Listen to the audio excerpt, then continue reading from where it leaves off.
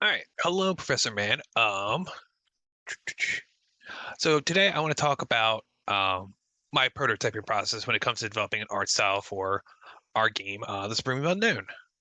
So the art style I'm right now trying to learn is something similar to what I'm doing, actually what got finished up right when I joined the capstone for Serious Games. They had worked on a visual novel,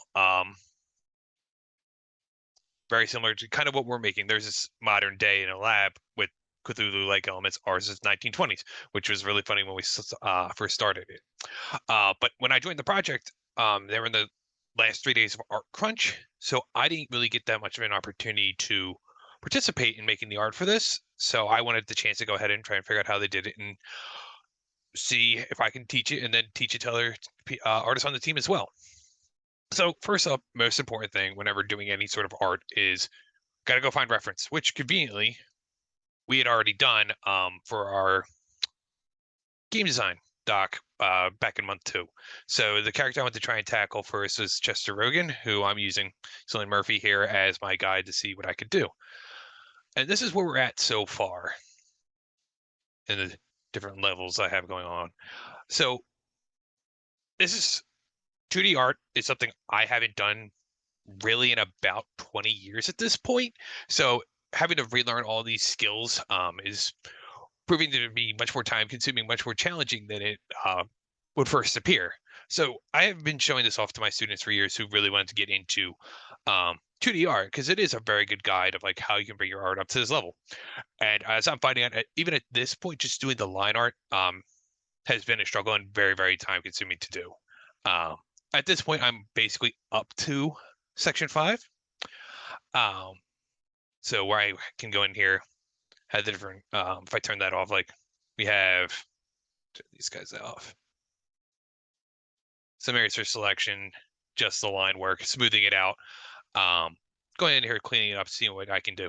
The thing is, I'm starting to realize is the fact that like even if I could do it, I need to be able to make a style that I can explain my process to others artists on the team and make sure they have the necessary tools. Because that's one of the major issues that actually came up with Coalescence is in the studio they had 4 artists, but only one of them had any proficiency with using Photoshop and drawing in Photoshop, which came as a shock to a lot of people in the studio. So that's why it's still a useful skill to have, and which is why um, I'm going through and doing that process right now of learning how to do this, being able to draw like this, keeping them black and white for now, not even getting into color yet. I know Lisa went right to color. I prefer to keep mine grayscale at first and then added color later.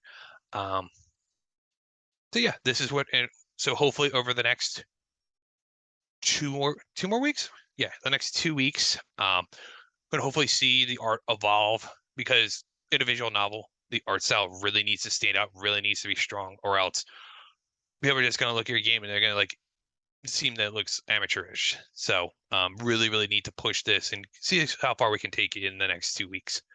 All right. If you have any questions about the art process and what I'm using, it's like I said, right now it's almost entirely Photoshop. I might try Illustrator just to see if I can get the lines to come out smoother because yeah, even drawing, it's like trying to get smooth lines still really difficult, even with you can't see it, but there's like a giant Cintiq right here. Um, and the pen, it's still rather difficult to do. So yeah, I hope you enjoyed this. And if you have any questions, please let me know.